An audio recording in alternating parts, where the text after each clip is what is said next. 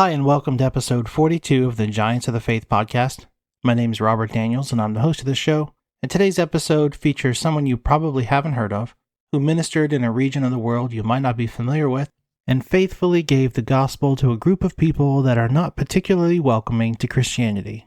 I'm referring to N.M. Nisar, who is a minister of the gospel in the Jammu and Kashmir region of India.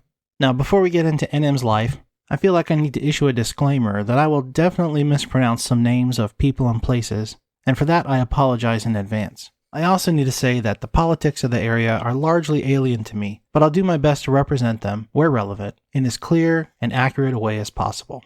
Nisar Masih Nisar, who I'll refer to as NM from here on, was born on October 19, 1934, in the city of Jammu, India. His father was Nawab Din, a career soldier with the Indian Army, and his mother was Barkate. Jammu, the city, is the winter capital of the state known as Jammu and Kashmir. Jammu is known as the City of Temples for its ancient Hindu temples and shrines, which bring lots of tourists to the area.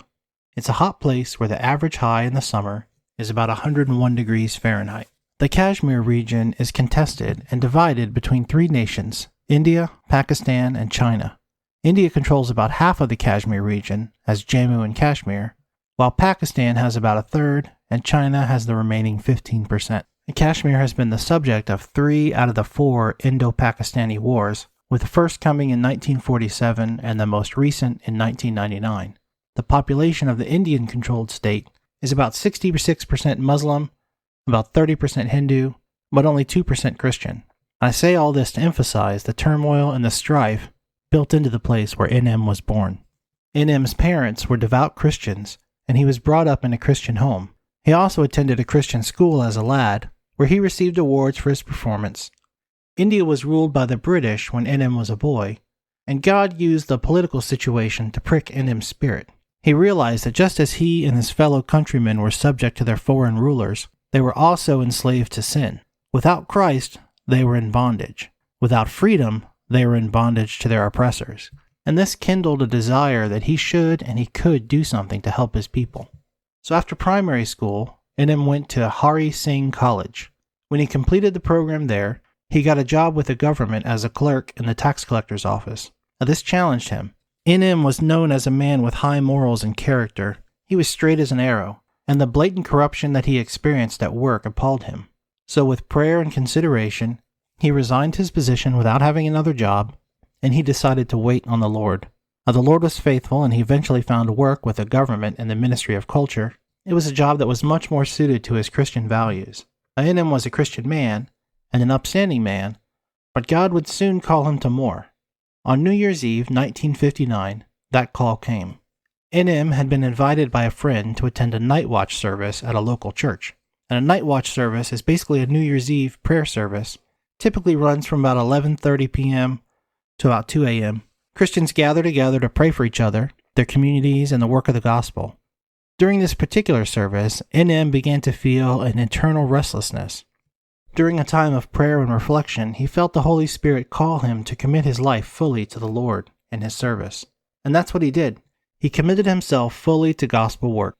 He joined the Church of God Fellowship, and he was eventually ordained as a pastor. Now, this is dangerous work. In the Muslim-dominated Kashmir, Christians could be killed for evangelism.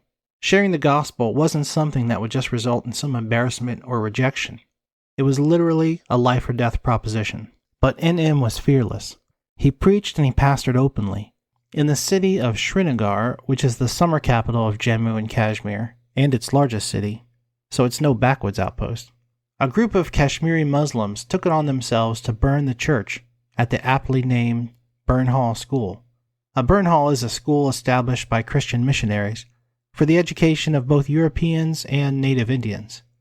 As such, it was a prime target for vandals. When the church was burned down, NM began a public hunger strike, vowing to fast until death unless something was done. Raja Karan Singh, who was the governor of Jammu and Kashmir, and later ambassador to the United States, took notice and stepped in to offer relief to the Christians, which allowed NM to break his fast. Eventually, NM joined the Church of God Full Gospel, and there he served as the evangelism director, and he preached all across North India.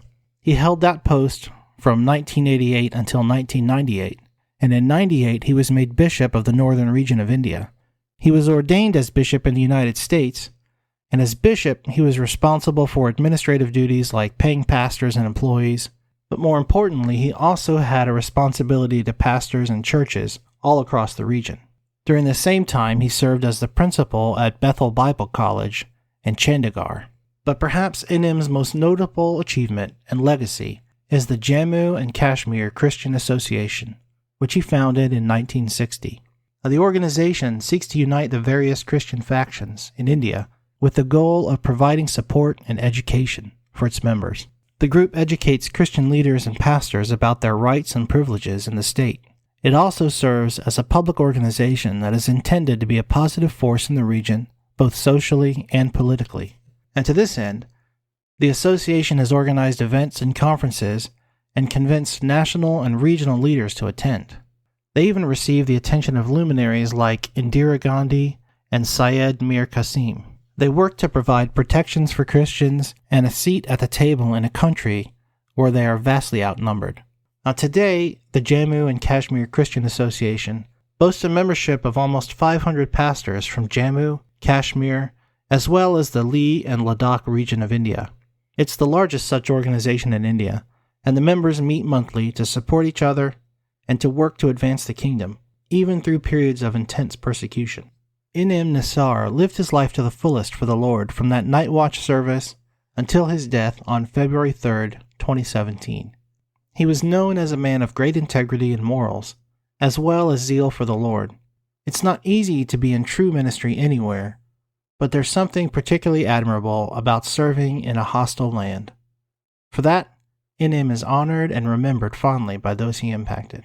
The pastors that he taught and discipled are his legacy to the Christian community in India.